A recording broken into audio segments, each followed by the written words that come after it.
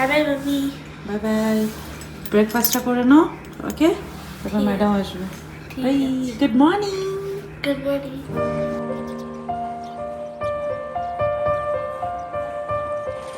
Good morning everyone. আমি এখন যাচ্ছি ওয়াকে, আর টুইটি এখন ঘুম থেকে উঠেছে সবে। আমার ক্লাস হয়ে গেছে, আর ক্লাস করার পরে আমি বেরিয়ে গেলাম। প্রান্তিকের মিটিং শুরু হয়ে গেছে, আমি পরে এসে ব্রেকফাস্ট দেবো আর কি। টুইটিকে দিয়ে দিয়েছি ব্রেকফাস্ট, আর আমি আর প্রান্তিক পরে ব্রেকফাস্ট করব। টুইটির একটু পরে ক্লাস আছে, সেই জন্য আমি বললাম তুই ক্লাস কর, পরে বিকেলবেলা তোকে নিয়ে যাব। আর ঘুমাচ্ছে, কখন থেকে ডাকছি, সে আর ওঠার নাম নিচ্ছে না। আজকে ওয়েদারটা না সেরকমই, মানে রোদ তো ওঠেইনি, আবার ঠান্ডা, মানে যথারীতি ভালো মতো ঠান্ডা এখন। তো যাই হোক, ঠান্ডা থাকুক। ঠান্ডা থাকলে বেশ ভালোই লাগে, খারাপ লাগে না, কিন্তু ওই বিচ্ছিরি হাওয়াটা না দিলেই হলো।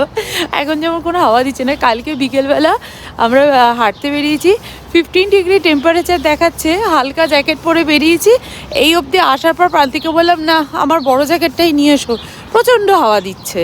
মানে কীরকম 15 ডিগ্রি টেম্পারেচারে এত হাওয়া দেয়, এই ভোটকা জ্যাকেট পরলে তখন ভালো লাগে আর কি। তো যাই হোক, আর এখানটা একটু খোলা খোলা তো, মানে খোলামেলাটা বেশি, সেই জন্য আরও বেশি ঠান্ডা লাগে, হাওয়াটাও বেশি লাগে। তো চলো মর্নিং ওয়াকটা সেরে ফেলি, আর আজকের দিনটাও খুব সুন্দরভাবে শুরু করা যাক। ব্যস্ততা আছে, প্রচুর কাজ তো আছে, বাট সেগুলো এক এক করে ঠিক সেরে ফেলবো। এই জায়গাটা পার্কিংয়ে, মানে স্কুলের সামনের এই জায়গাটা পুরো গাড়ি লাইন দিয়ে দাঁড়িয়ে থাকে যখন টুইটিতে স্কুল থাকে।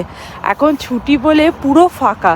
ওই দিকটা একটা পার্কিং লট রয়েছে, ওই দিকটা একটু দূরে, আর রাস্তার ওপরে পার্কিং করতে দেয়, যতক্ষণ স্কুলের বেল না পড়ছে ততক্ষণ পার্কিং করতে দেয়। তারপর এত লম্বা লাইন লেগে যায় এখানে, আমরা তো এসে কোনো দিন পাইনি। আর এখানে প্যারালাল পার্কিং করতে হয়, আমরা কোনো দিন এখানে পার্কিং করতে পারি না। আমাদের যতবারই হয়েছে ওই দূরে গিয়ে পার্কিং করতে হয়, সেই জন্য আমরা সবসময় হেঁটে যাওয়াটাই প্রেফার করি। খুব কমই আমরা গাড়ি করে এসেছি, ওয়েদার খুব খারাপ থাকলে তবেই আমরা গাড়ি করে আসি স্কুলে।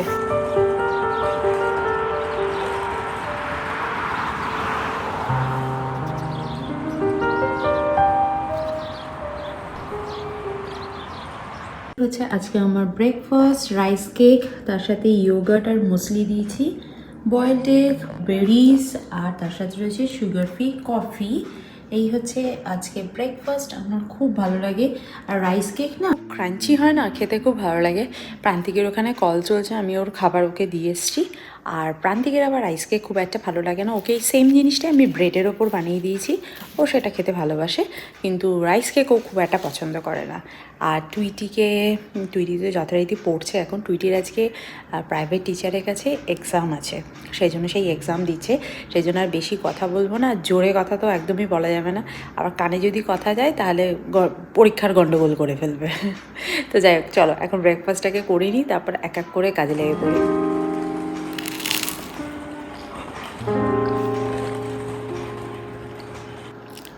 ঘরদোর ক্লিন করলাম, তারপর কিছু জিনিসপত্র প্যাকিং করে এলাম, এক জায়গায় জড়ো করলাম আর কি, ব্যাগে ঢোকাইনি। তো এখন লাঞ্চ বানাবো। লাঞ্চে আজকে আমি একটা মিক্সড রাইস বানাবো। আমার বাড়িতে একটুখানি ব্রাউন রাইস ছিল, সেই ব্রাউন রাইসটাকে ওয়াশ করে আমি জলে ভিজিয়ে রেখেছি, ব্রাউন রাইস দিয়ে। আর এখানে আমার কিছু গাজর আর বিন আমার কাটাই ছিল ফ্রিজে, সেগুলোকে বের করে নিয়েছি। আর এখানে সয়াবিন, ফুলকপি আর ব্রোকলি একটু ভাপিয়ে নিচ্ছি আর কি, যাতে ওই একটা স্মেল হয় না, সেই স্মেলটা চলে যায়। ব্রোকলি খেতে আমার ভালোই লাগে, একটু হালকা বাটার দিয়ে একটু সটে করে, স্পেশালি কাস্ট আয়রনের পাত্রতে যদি সটে করা হয় খুব ভালো লাগে, একটু ক্রাঞ্চি ব্যাপার থাকে। কিন্তু এই ব্রোকলি বয়েল করবার টাইমে যে স্মেলটা বেরোয় আমার একদম ভাল লাগে না, জানি না কেন। আর ব্রোকলি খাওয়া তো ভীষণ ভালো, এমনি বয়েল করে খেলেও কিন্তু একটু সল্ট অ্যান্ড পেপার দিয়ে ভালোই লাগে, আমার খারাপ লাগে না। ফুলকপি খাওয়া যায় না বয়েল করে, কিন্তু বয়েল করে ব্রোকলিটা আমি খেতে পারি, কিন্তু এই বয়েলিংয়ের টাইমে যে স্মেলটা আমি একদম সহ্য করতে পারি না। তো যাই হোক, এগুলো দিয়ে আমি একটা মিক্সড রাইস বানিয়ে নেবো, তার সাথে রায়তা বানিয়ে নেবো, স্যালাড কেটে নেবো। এই হচ্ছে আজকে আমাদের সিম্পল মেনু, কারণ আজকে আমি বেশি কিছু বানাতে পারছি না, কারণ আমার ওইদিকে অনেকগুলো কাজ আছে।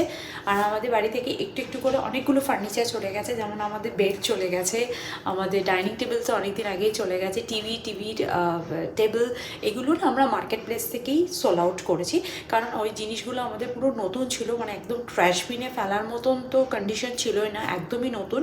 তাই জন্য ভাবলাম যে মার্কেট প্লেসে তুলে দিই, যা যদি কারোর ইন্টারেস্ট থাকে তো নিয়ে যাবে। তো যে আমাদের বেড নিতে এসেছিলো সে দেখে বলছে ওয়াও এ তো, আর আমাদের বেডের হেডবোর্ডটা তো কুশনের ছিল, তো সে দেখে বলছে একদম নতুন। আমি বলছি হ্যাঁ মানে আমাদের নতুনই ছিল, আর আমরা কেউই ওই বেডের সঙ্গে হেলান দিয়ে বসে মোবাইল দেখা বা ওই সব কিছু করতামও না, তো সেই জন্য সেটা একদম নতুনই ছিল। তো যাই হোক, অনেক কিছু চলে যাওয়াতে ঘরটা খুব ফাঁকা ফাঁকা হয়ে গেছে। তো আমরা এখন আমার যে 10 ইঞ্চি ম্যাট্রেসটা রয়েছে, তো সেই ম্যাট্রেস পেতেই আমরা শুচ্ছি। তো ঠিক আছে, কোনো অসুবিধা সেরকম কিছু হচ্ছে না। তো যাই হোক, তো চলো ঝটপট করে রান্নাবান্না শুরু করি। আজকের এই ভেজ পোলাওটা একটু অন্যরকমভাবে করছি। পেঁয়াজ টমেটোটাকে কষিয়ে নিয়ে সমস্ত রকম ভেজিটেবলসগুলোকে অ্যাড করে দিয়েছি। আর ভেজিটেবলসগুলো একটু ভাপানোই ছিল, সুতরাং বেশি সময় লাগবে না। ভালো করে কষিয়ে নিয়ে তারপর রাইসটাকে অ্যাড করে পরিমাণ মতো জল আর সল্ট দিয়ে আমি একটা সিটি দিয়ে দেবো। এখানে রাইসের থেকে ভেজিটেবলের পরিমাণটা কিন্তু বেশি আছে, যেহেতু আমি রাইসটা একটু কমই খাই, তো সেই জন্য যতটা কম রাইস দেওয়া যায়। আর আমার কাছে ব্রাউন রাইসটাও খুব কম পরিমাণে ছিল, তবে হ্যাঁ যা ছিল আমাদের 3 জনে হয়ে যাওয়ার মতন। ব্রাউন রাইসটা অ্যাটলিস্ট শেষ হলো, বাট আমাদের যেটা রেগুলার রাইস খাই আর কি, সেই রাইসটা অনেকটা রয়ে গেছে। তো মনে হয় না পুরোটা শেষ করে উঠতে পারবো। অনেক গ্রসারি আর কি, মানে অনেক মশলাপাতি, গোটা মশলা খুব একটা নেই, বাট কিছু কিছু মশলা আছে প্যাকেট সমিতি রয়েছে, প্লাস আটা চাল, এগুলো আমার অনেক হয়ে যাবে আর কি। যখনই আমরা মুভ করি না, মানে ধরো অন্য কেউ মুভ করলো, এই টুইটিতে স্কুলে একটা ফ্রেন্ড ছিল ওপরের ফ্লোরে থাকতো, তো ওরা যখন মুভ করে গেল তো ওরা আমাকে দিয়ে গেছিলো চাল আটা এসব, এবং আমিও যখন মুভ করবো কোনো বন্ধুদের দিয়ে যাবো, কারণ খাবার জিনিস তো আর ট্র্যাশ বিনে ফেলা যায় না। আর এখান থেকে ডোনেশন বক্সটা অনেকটা দূরে, সুতরাং কোনো প্রশ্নই উঠছে না অত দূরে যাওয়া। না, এখানে কাছাকাছি কত বন্ধুবান্ধব আছে, তাদেরকে দিয়ে দেবো। তো যাই হোক, চলো প্রেশার কুকারটাকে ভালো করে আটকে নিই, একটা সিটি দিয়ে নিই, আর এখানে কিউকাম্বার কেটে ভালো করে রায়তা বানিয়ে নিই। এই হচ্ছে আজকে আমার লাঞ্চ। বল কেমন খেতে হয়েছে? খুব ভালো। পানি খাওয়া খেয়ে কেমন লাগলো? তোমরা খেতেও শুরু করে দিল। শুরু করলাম, ভালোই লাগছে। ভালোই লাগে। আমার তো দেখি আমারও ভালোই লাগবে আশা করি। এটা কিন্তু ব্রাউন রাইস, বুঝলি? এটা ব্রাউন রাইস। তুমি সব শসা দিয়ে দিয়েছো? তুই খাবি শসা? হ্যাঁ। এই রাইসের সাথে এটা হা কর, ঠিক অ্যাঙ্গেলে আছে। যা, ড্যাডি মাথা দিয়ে ডেকে দিল। তুমি কি গাড়ির মায়া ছাড়তে পারছো না? এবার ওটাকে জমা দাও। এটা মনে হচ্ছে কি বলতো, ওয়ান্টেড। মনে হচ্ছে ওয়ান্টেড হয় না, সেই থানায় জেলখানায় যদি বিভিন্ন হাতে ধরে, এটাই শেষ স্মৃতি, এটা জমা দিতে হবে। আরে দাও, একটা ছবি তুলে রাখি, দাও একটু ছবি তুলে নাও। বাহ, খুব সুন্দর একটা ব্যাগ দিয়েছে। গাড়িটা কোথায়? ছোট গাড়িটা নিয়ে নিয়েছে। আচ্ছা, ছবি তুলে দিই। Good evening everyone. প্রান্তিক গেছিল জয়জিৎদার সাথে ওই গাড়ির নাম্বার প্লেটটা রিটার্ন করতে, তো ওর রিটার্ন করে চলে এসেছে। আর আমি ভাবলাম আজকে ডিনারে একটু স্পেশাল কিছু বানানো যায়। আর আমার বাড়িতে না এরকম রাইস, যে কি বলে এটাকে, রাইস কেক বলে না, এটাকে রাইস পেপার আছে আর কি। তো ভাবলাম এটা দিয়ে একটা কিছু করি। বাড়িতে অনেক কিছু রয়েছে, ইনগ্রিডিয়েন্টস সবই রয়েছে, বাট করার সময় হয়ে ওঠে না। তো এখানে আমি এই ভেজিটেবলগুলোকে বয়েল করে রেখেছিলাম, মোটামুটি 2-3 দিন খুব ভালোভাবে চলে যায়। তবে হ্যাঁ, এয়ারটাইট কন্টেনারে রাখতে হবে। যখন যেটুকু দরকার হয় বের করে নিই, দিয়ে ভালো করে আবার আটকে রেখে দিই। তো যাই হোক, আমি একদিন ইউজ করেছি, পুরো ভর্তি করে রেখেছিলাম, একদিন ইউজ করেছি, আর আজকে বাকিটা ইউজ করে ফেলবো, হয়ে যাবে। ফার্স্টে প্যানটাকে আমি খুব ভালো করে গরম করে একটুখানি বাটার অ্যাড করে দিলাম, এরপর বয়েল করে রাখা ভেজিটেবলগুলোকে অ্যাড করে দিচ্ছি। অ্যাড করছি সামান্য পরিমাণে সল্ট, অনেকটা পরিমাণে ব্ল্যাক পেপার, আর দেবো একটু সয়া সস, আর একটুখানি দেবো ওয়েস্টার সস। কিন্তু এখানে ভেজিটেবলটা অলরেডি বয়েল করা ছিল, সেই জন্য বেশিক্ষণ একদমই সময় লাগবে না। এই জাস্ট এই যে সসগুলো দিলাম, ভালো করে এই ভেজিটেবলের গায়ে ভালো করে কোটিং হয়ে যাবে, তাহলেই কিন্তু আমার এই স্টাফিংটা কিন্তু একদম রেডি হয়ে যাবে। এখানে এই ভেজিটেবলটা একদম রেডি হয়ে গেছে, এটা একটা প্লেটের মধ্যে আমি ট্রান্সফার করে নিচ্ছি, আর একটুখানি ঠান্ডা হওয়ার জন্য রেখে দেবো। এরপর আমি একটা রাইস পেপার নিয়েছি, আর এটাকে আমি কাঁচি দিয়ে কাটবো খুব সাবধানে, নাহলেই দেখতে পাচ্ছ ভীষণ পাতলা এই জিনিসটা টুকরো টুকরো হয়ে যায়। এবং একটা বড় রাইস পেপারটা অনেকটাই বড়, তো আমি এটাকে 4 টুকরো করে নিচ্ছি। এরপর আমি এই একটা পেপারকে ফার্স্টে জলে চোবাবো, একটুখানি স্টাফিং আগে ভেতরে দেব, বেশি দেওয়া সাহস পাচ্ছি না যদি ভেঙে যায়। খুব সাবধানে এটাকে ফোল্ড করব। It's very difficult. যতটা দোকানে বানানো ইজি দেখায়, বাট ততটা সিরিয়াসলি অত ইজি না। এটা যতটা ইজি ভেবেছিলাম আমি, ততটা ইজি কিন্তু না। আমি র্যাপ করতে যাচ্ছি, একটাও আমি মোমো শেপে করতে পারিনি। তুমি দেখো, মানে প্রপারলি র্যাপ তো করছি, সিলও করছি ভেজিটেবলগুলো, কিন্তু সুন্দরভাবে দেখো আমি ময়দা দিয়ে অনেকবারই মোমো বানিয়েছি, সেটা মানে বহুবার মোমো বানিয়েছি, কিন্তু ময়দা যেহেতু আমি খাই না বা আমার বাড়িতে ময়দাই নেই, তো রাইস পেপারটা ছিল, ভাবলাম এখনও আমার বাইরে বৃষ্টি পড়ছে, আমার মোমো খেতে ভীষণ ইচ্ছা করছিল, তাই জন্য ভাবলাম একটুখানি ফ্রাইড বা স্টিম মোমো কিছু বানিয়ে নিই। তাও এটা ভালো যে আমি একটু সিঙ্গারার শেপে করতে পেরেছি। সিঙ্গারা না পান হয়ে গেছে।